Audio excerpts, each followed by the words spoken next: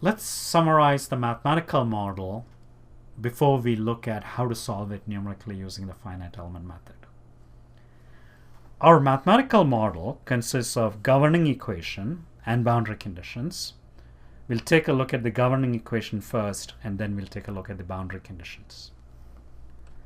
The governing equation is that, as we saw in my derivation of the equation, and from the derivation we know that that term represents the net heat flow through the faces of an infinitesimal control volume. That is a vanishingly small control volume. And that term represents a heat generation within the control volume. And both these terms are written per unit volume, and they have to add up to 0 for energy conservation.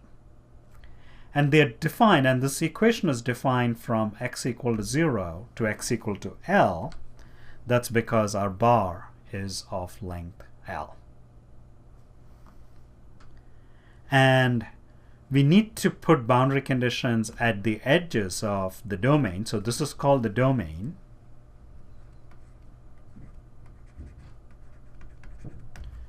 When we go into answers, we'll be specifying the domain by drawing the geometry, but this is what we're specifying when we draw the geometry for a lot of problems.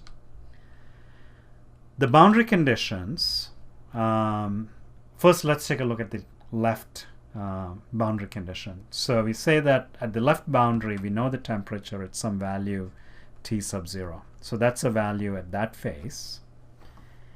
And at the right face we have the heat flow per unit area. That's a heat flow per unit area.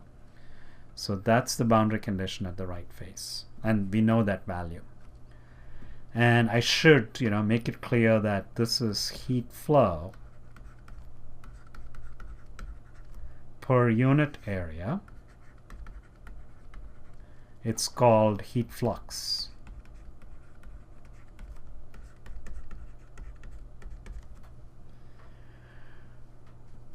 Earlier I used Q for heat flow, and now I'm using it for heat flux. My bad notation. So you have to be careful, whether what we're talking about is heat flow or it's a heat flow per unit area. In this case, it's a heat flow per unit area. And that's related to the temperature gradient at the right boundary through the Fourier's law. So essentially what we have here is the temperature gradient at this boundary. So we have the temperature here and we have the temperature gradient here. And the two major kinds of boundary conditions you have are the value or the gradient of the value. So this mimics both the major types of boundary conditions.